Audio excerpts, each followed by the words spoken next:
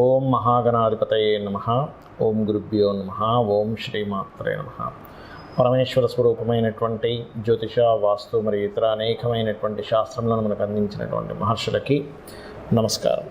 హయగ్రీవ హయగ్రీవ హయగ్రీవేతియో వదయత్తస్య నిస్సరతే వాణి జన్మకన్యా ప్రవాహవత్. అరుణాం కరుణాతరంగితాక్షీం ధృతపాశాంకుశపుష్పబాణచాపాం అనిమాదివిరావృతాం మయూకైః అహమిత్యేవ విభావయే భవానీం. శ్రీమాత్రే నమః. ప్రేక్షకులకి ఆ లలితాంబిక అమ్మవారి యొక్క అనుగ్రహం పరిపూర్ణంగా కలగాలని మనస్ఫూర్తి కోరుకుంటూ మనం ఈరోజు చెప్పుకోబోయే టాపిక్ ఏమిటంటే, చాలామంది వ్యాపారాలు చేస్తూ ఉంటారు. కొంతమందికి అద్భుతంగా కలిసి వస్తే మరి కొంతమంది నష్టపోతూ ఉంటారు. అదేవిధంగా ఆ వ్యాపారాల్లో కూడా కొంతమంది పార్ట్నర్షిప్స్లో చేస్తుంటారు. అంటే అలాగా ఈ జాతకుడు ఇంకొకరు కలిసి పార్ట్నర్షిప్లో చేయడం, అందులో కొంతమంది ఓన్లీ ఇన్వెస్ట్మెంట్ చేయడం, అవతల వాళ్ళు చూసుకోవడం, ఇలా రకరకాలుగా ఇద్దరు ముగ్గురు కలిసి చేస్తూ ఉంటారు. అయితే ఈ వ్యాపార విషయాల్లో చాలామంది ఏమనుకుంటారంటే, నక్షత్రం టు నక్షత్రం, అంటే వీళ్ళది పలానా నక్షత్రం, అవతల వాళ్ళది ఇంకో నక్షత్రం అయినప్పుడు ఆ నక్షత్రాలు కలిస్తే చేయొచ్చు, నక్షత్రాలు కలవకపోతే వ్యాపారం పార్ట్నర్షిప్ చేయకూడదు అనుకుంటారు. అది పూర్తిగా రాంగ్, గుర్తుపెట్టుకోండి. అసలు అది ఎలా చూడాలి? ఎవ్రీ లగ్న అంటే 12 లగ్నాలు, మనకి లగ్నం తెలియని వారు రాసి చూసుకోండి, బట్ లగ్నమే చూసుకోవాలి. ప్రతి లగ్నానికి అసలు వ్యాపారం అభివృద్ధి అవ్వడానికి ఏం చేయాలి, ఒకవేళ పార్ట్నర్షిప్స్ చేస్తున్నాము కానీ పాడైపోయింది అన్నప్పుడు దానికి రెమెడీ ఏం చేసుకోవాలి, అసలు పార్ట్నర్షిప్ చేయడానికి మీ లగ్నరీత్యా సప్తమ స్థానాధిపతి ఎవరు చూడాలి, అదేవిధంగా మీరు ఏదైనా ఒక వ్యాపారం చేసుకోవాలంటే అసలు మీ జాతకంలో ఏం చూసుకోవాలనేటువంటి విషయాలు మనం ఇప్పుడు తెలుసుకుందాం. కర్కాటక లగ్నము, కర్కాటక రాశి. కర్కాటక లగ్నము ఆ రాశి వారికి ఉన్నటువంటి గొప్ప క్వాలిటీ ఏమిటంటే, వాళ్ళకి చిన్న చిన్న విషయాలు కూడా అలర్ట్ అయ్యేటువంటి యోగం ఉంటుంది. ఇది బిజినెస్కి చాలా ముఖ్యం, చాలా అంటే చాలా ముఖ్యం. ఇది మీకు బాగా ఉపయోగపడుతుంది. అయితే మీరు అసలు బిజినెస్ పార్ట్నర్షిప్ చేయాలి అన్నప్పుడు లేదా సొంతంగా చేయాలన్నప్పుడు కొన్ని జాగ్రత్తలు తీసుకోవాలి. అది ఎండింగ్లో చెప్తాను నేను మీకు, ఎండింగ్ వరకు వీడియో చూడండి. అయితే ఫస్ట్ ఆఫ్ ఆల్ ఇక్కడ మనకి చాలామంది తెలియక ఏమనుకుంటారంటే, పార్ట్నర్షిప్ చేయాలనుకుంటే నక్షత్రాలు కలవాలనుకుంటారు. నక్షత్రము వ్యాపారానికి కానీ వివాహం చేసుకోవడానికి కానీ, నక్షత్రం అనేది ఏంటిదంటే మనసు కలవడానికి, మైండ్ సెట్ అర్థం అవడానికి మాత్రమే. మీరు వ్యాపారం చేయాలంటే మీ వ్యాపారంలో అసలు ఏం చూసుకోవాలనేది కూడా నేను మీకు చెప్తాను. ఇక్కడ ఫస్ట్ ఆఫ్ ఆల్ ఏంటంటే, ఫస్ట్ మీరు కర్కాటక లగ్నంలో జన్మించారు అంటే తృతీయాధిపతి అంటే బుధుడు యొక్క స్థితి ఎలా ఉంది ఈజ్ మోస్ట్ ఇంపార్టెంట్. బుధుడు పాడయ్యాడు మీకు సహజంగానే వ్యాపార కారకుడు. మీరు పెట్టేటువంటి ఫస్ట్ స్టెప్లోనే దెబ్బతింటుంది మీకు బుధుడు పాడయ్యాడు అంటే. అంటే ఏమవుతుంది, ఫస్ట్ స్టెప్ తీసుకోవడమే విపరీతమైన ఇన్వెస్ట్మెంట్ పెడేస్తారు. అంటే అసలు ఒక వ్యాపారానికి ఒక 3 years లోపల మీరు పెట్టిన పెట్టుబడి కనుక వెనక రాకపోతే మీరు పెట్టిన వ్యాపారం వేస్ట్. మరి అలాంటప్పుడు మీరు ఎక్కడే తప్పు చేస్తారు కర్కాటక లగ్నం వాళ్ళు అంటే, ఈ బుధుడు కనుక పాడయ్యాడు, ఓవర్ ఇన్వెస్ట్మెంట్ చేయడము, ఆ ఇన్వెస్ట్మెంట్ రావట్లేదని బాధపడడం జరుగుతుంటుంది. కాబట్టి ఓవర్ ఇన్వెస్ట్మెంట్ చేయకూడదు కర్కాటక లగ్నం వాళ్ళు. బుధుడు బాగుంటేనే మీరు ప్రారంభించగలుగుతారు. బుధుడు ప్రారంభించకపోతే, బాగోకపోతే ప్రారంభించడంలోనే ఇబ్బంది వస్తూ ఉంటుంది. ఇక రెండవ స్టెప్ ఏమిటి చూసుకుంటే, శని చూసుకోవాలి మీరు. సప్తమాధిపతి అష్టమాధిపతి ఒక్కడే అయ్యారు అంటే ఏమిటి, పార్ట్నర్స్తో వెళ్ళేటప్పుడు పార్ట్నర్స్ ఇదిగో పెడదాము, ఇదిగో డబ్బులు తెస్తున్నాను, నేను ఒక పొలం అమ్మాలి, ఇల్లు అమ్మాలి, లేకపోతే మా నాన్నగారు ఇస్తా అన్నారు, లేకపోతే మా భార్య తరపు ల్యాండ్ ఏదో రావాలని ఏవో చెప్తూ ఉంటాడు పార్ట్నర్.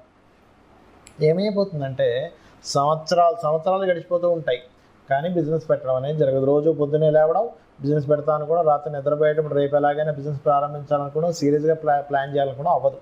అందుకని ఏంటి, శాటర్న్ బాగుంటే ఫైన్, బాగోలేదా ఇంకా అది జీవితాంతం సాగుతూనే ఉంటుంది. పార్ట్నర్షిప్ అనేది పెడదాం అనుకుంటారు కానీ జీవితంలో అవ్వదు. సో ఇది గుర్తుపెట్టుకోండి.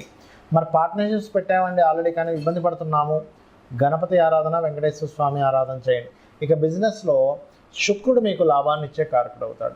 శుక్రుడు కనుక అద్భుతంగా ఉన్నాడా, మీకు రియల్ ఎస్టేట్ బిజినెస్ బ్రహ్మాండంగా కలిసి వస్తుంది కర్కాటకం వారికి. Because of natural 4th lot అవ్వడం వల్ల, కర్కాటక లగ్నమైన 4 and 11th లార్డ్షిప్ శుక్రుడికి రావడం వల్ల. శుక్రుడు పాడయ్యాడా, సహజంగా ఎవరితో పాడవుతాడు, పాపగ్రహాలతో లేదా కేతువుతో పాడవుతాడు. కానీ లక్ష్మీ గణపతి చేసుకుంటూ మీరు ఏ గ్రహాల ద్వారా పాడవుతుందో చూసుకొని మీరు పర్టికులర్గా లలితా సహస్రనామాల్లో ఓం ఇంద్రగోప పరిక్షిప్త స్మరతూనా భజంగికాయ నమః చేసుకోండి, అన్ని విధాలా బాగుంటుంది. అసలు ఒక వ్యాపారం కలిసి రావాలి అంటే స్టెప్ బై స్టెప్ నేను మీకు కొన్ని విషయాలు చెప్తాను. అంటే నేను చూసిన అనేక వందల వేల జాతకాలు, అనేక మందితో మాట్లాడి అనేక వ్యాపార సంబంధించిన అనుభవాలతో చెప్తున్నటువంటి అంశం గుర్తుపెట్టుకోండి. పాయింట్ నెంబర్ 1, మీకు ఇంట్రెస్ట్ ఉన్న వ్యాపారం చేయాలని రూల్ లేదు. మీకు అనుభవం ఉన్న వ్యాపారం చేయాలి. ఎప్పుడైనా గుర్తుపెట్టుకోండి, ఇంట్రెస్ట్ వేరు, అనుభవం వేరు. ఇంట్రెస్ట్ ఉందండి, ఫైన్, దానిలో కూడా రాణించవచ్చు, కాబట్టి దానికి ఎంత కష్టపడాలనేది ఒక క్యాలిక్యులేషన్ చేయాలి.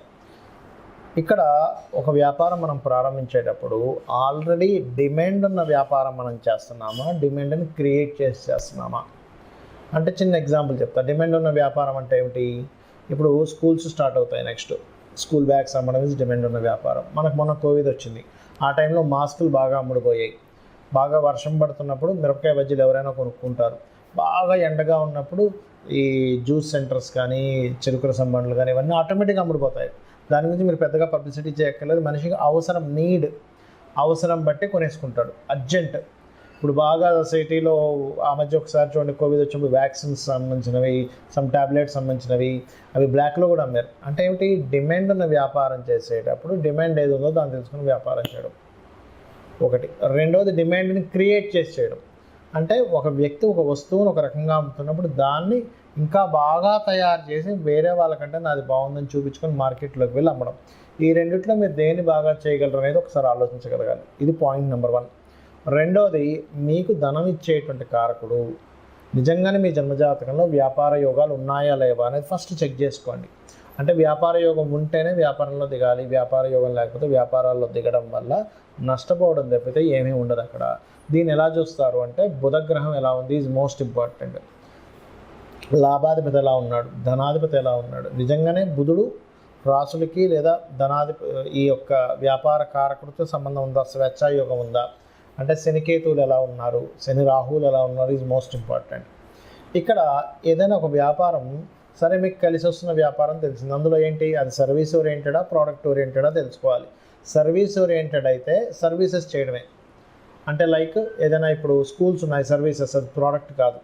రియల్ ఎస్టేట్ సర్వీసెస్ అంటే మీరు మధ్యలో ఉండి మధ్యవర్తిగా ఎవరికైనా అమ్మిస్తున్నారు, కొనిపిస్తున్నారు, దట్ ఈజ్ సర్వీస్. అట్లా సర్వీసెస్ చేసేవి.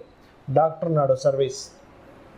ఆస్ట్రాలజర్ సర్వీస్, వాస్తు కన్సల్టెంట్ సర్వీస్, లేదా ఒక జాబ్స్ పెట్టించే కన్సల్టెన్సీ పెట్టుకుంటారు, అదొక సర్వీస్ అనమాట. అదేవిధంగా ఏదైనా ఒక రెంటల్స్కి ఇస్తున్నాము, ఇప్పుడు షామ్య మనకి ఇవి ఉంటాయి, ఏది ఒక వంట సామాన్లు కానీ లేకపోతే పెళ్లి సామాన్లు కానీ రెంట్లకి ఇస్తుంటారు. నువ్వు ఎనీథింగ్ నువ్వు ఒక రెంట్కి ఇచ్చి మళ్ళీ ఆ రెంట్ మీద తీసుకునేది కూడా సర్వీసెస్ కిందకే వస్తాయి. అంటే నువ్వు అక్కడేమీ ప్రత్యేకంగా నువ్వేమీ అమ్మట్లేదు, నువ్వు ఒక సర్వీస్ చేస్తున్నావు. నీకు సర్వీస్ ఉందా, బిజినెస్, లేకపోతే ప్రోడక్ట్ ఉందా ఈజ్ మోస్ట్ ఇంపార్టెంట్. ఇవన్నీ ఒక ఎత్తు అయితే ఏ బిజినెస్ అయినా సరే దానికంటూ ఒక లెక్క ఉంటుంది. చాలామంది తెలియని విషయం ఏంటంటే, బిజినెస్ పెడతారు, నెల రోజులు చూస్తారు, 2 నెలలు చూస్తారు, అమ్మో మన వల్ల కాదు, ఇది తీసేయాల్సిందే అని ఇమ్మీడియట్లీ తీసేస్తారు. ఒక మొక్క మనం నాటినప్పుడు, ఒక విత్తనం వేసినప్పుడు ఆ విత్తనం చిగురించి పైకి రావడానికి దానికి ఒక టైం పడుతుంది. అది మొక్క అవ్వడానికి కొంత టైం పడుతుంది. దాని రక్షణను ఇవ్వాలి, దానికి ప్రొటెక్ట్ చేయాలి ఆ మొక్కని, ఏ మేకలో అవి ఇవి తినేయకుండా. అది కొంచెం పెరగడానికి ఎరువులు వేయాలి. దానికి ఒక కొలమానం ఉంటుంది, 2-3 సంవత్సరాలు, 4 సంవత్సరాలు, 5 సంవత్సరాలు మనకు పండు వస్తుంది. ఆ క్యాలిక్యులేషన్ రిస్క్ తెలిసిన వాళ్ళు దాన్ని యాజ్ ఇట్ ఈజ్గా ఒక రైతుకు తెలుసు. అదే మనకు చిన్నపిల్లలు అనుకోండి, రోజు ఆ విత్తనం వేసిన దగ్గర తీసి ఇంకా మొక్క రావలేదు ఏంటని చూస్తూ ఉంటుంది, మొక్కే రాదు. సో ఈ క్యాలిక్యులేషన్ ఫస్ట్ ఆఫ్ ఆల్ మీరు తెలుసుకోగలగాలి. ఇంకోటి, అనుభవం ఉన్న బిజినెస్లు ఎందుకు అన్నానంటే, అనుభవం ఏం చేస్తుందంటే, ఇప్పుడు చూడండి ఒక చిన్న ఎగ్జాంపుల్ చెప్తాను మీకు నేను.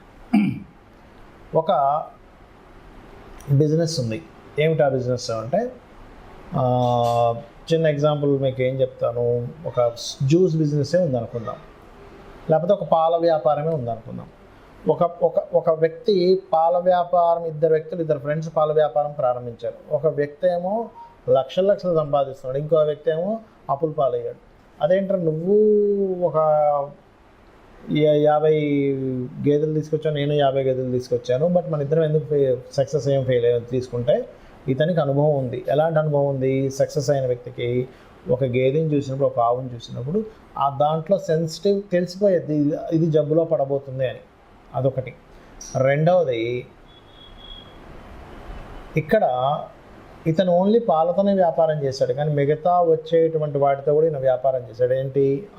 ఆవులు కూడా పెంచుకొని ఆవు యొక్క గోమూత్రం అమ్మడం, ఆ పిడకల్ని కూడా అమ్మడం, దాని ఎరువులు దానికి మార్చుకోవడానికి, వీటికి కూడా వ్యాపారం చేశాడు. అంటే ఏమిటి?